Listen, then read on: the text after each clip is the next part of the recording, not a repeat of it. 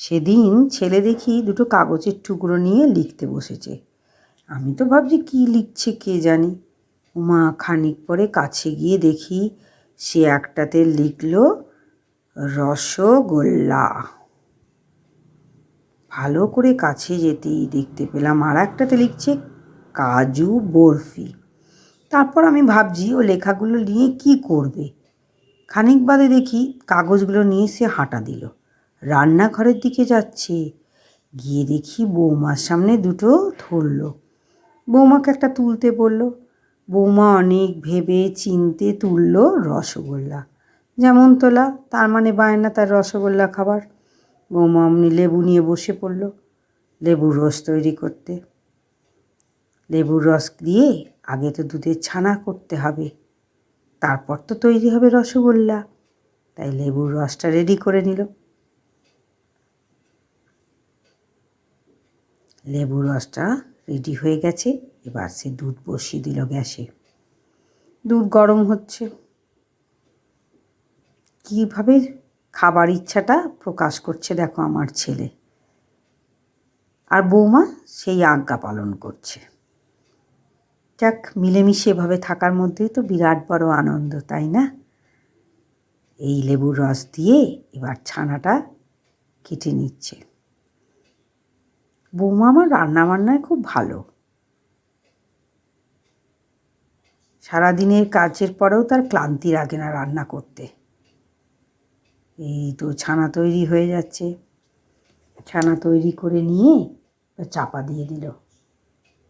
খানিক বাদে সেই ছানাটাকে ছেঁকে দেখো কি সুন্দরভাবে চিপে চিপে ছানাটাকে ছেঁকে নিচ্ছে। দেখছো কত সুন্দর আন্তরিকতা নিয়ে সে ছানাটা রেডি করছে, একটুও যাতে জল না থাকে। এবার ছানাটাকে ভালো করে মেখে নিচ্ছে। মেখে নিয়ে আর এদিকে একটা সিলভারের বাটির মধ্যে টেচকি মতো, তার মধ্যে চিনি দিল খানিকটা, দিয়ে তার মধ্যে জল দিল, দিয়ে গ্যাসে বসিয়ে দিল। তার মানে ওটা রস তৈরি হচ্ছে, চিনির রস তৈরি করার জন্য। বা কত সুন্দর করে করছে।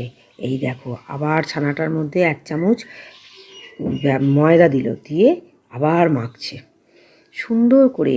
ধৈর্য আছে বলতে হবে, খুব ধৈর্য নিয়ে ও সেগুলোকে মেখে নিল, মাখছে। তারপর দেখো কি করে। আমি তো অপেক্ষা করছি মাখা কমপ্লিট খাওয়া পর্যন্ত। তারপর দেখো হাতে একটু ঘি বুলিয়ে নিল, নিয়ে গোল গোল করে সেখান থেকে ছোট ছোট বল ইতিমধ্যে দিয়ে দিল। রসের মধ্যে 2টো এলাচ। বলগুলো সুন্দর করে নিটোল করে তৈরি করছে।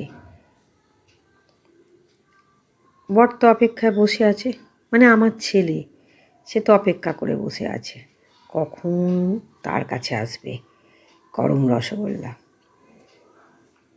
আমি শুধু দেখে যাচ্ছি তাদের কাণ্ড কারখানা। গোল গোল করে বলগুলো তৈরি করা হয়ে গেল। একটা একটা করে সুন্দর করে বলগুলো তৈরি করছে, পাকিয়ে পাকিয়ে। দেখো কি সুন্দর করে বলটা তৈরি করেছে। সব ছানার বলগুলো করে নিল একটা একটা। বাবা, বেশ কটা হলো, অনেকগুলোই হয়ে গেছে।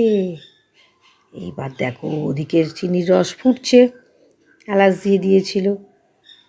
তার মধ্যে একটা একটা করে সব বলগুলো ছেড়ে দিচ্ছে বৌমা। দেখো এবার রসের মধ্যে জানা, যদি মাখা ভালো না হয় তাহলে কিন্তু সব ফেটে যাবে। দেখা যাক ফাটে না সুন্দর রসগোল্লা হয়। এইবার দেখো একটা নিয়ে চাপা দিয়ে দিল।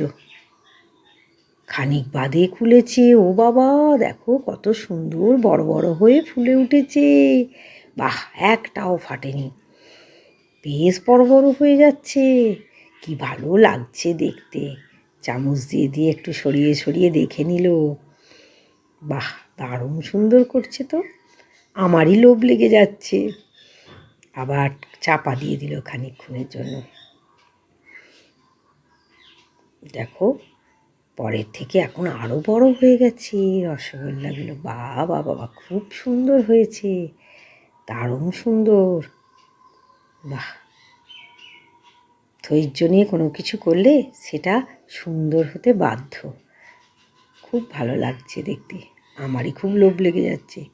এই দেখো বাটি নিয়ে একজন বসে পড়েছে খেতে, খেয়ে দিয়ে তার মুখখানার অবস্থায় দেখো। আহা হা হা, যেমন বলা তেমন। সত্যি তোরা দুটোতে এভাবেই থাকিস, আর আমার কিচ্ছু বলার নেই।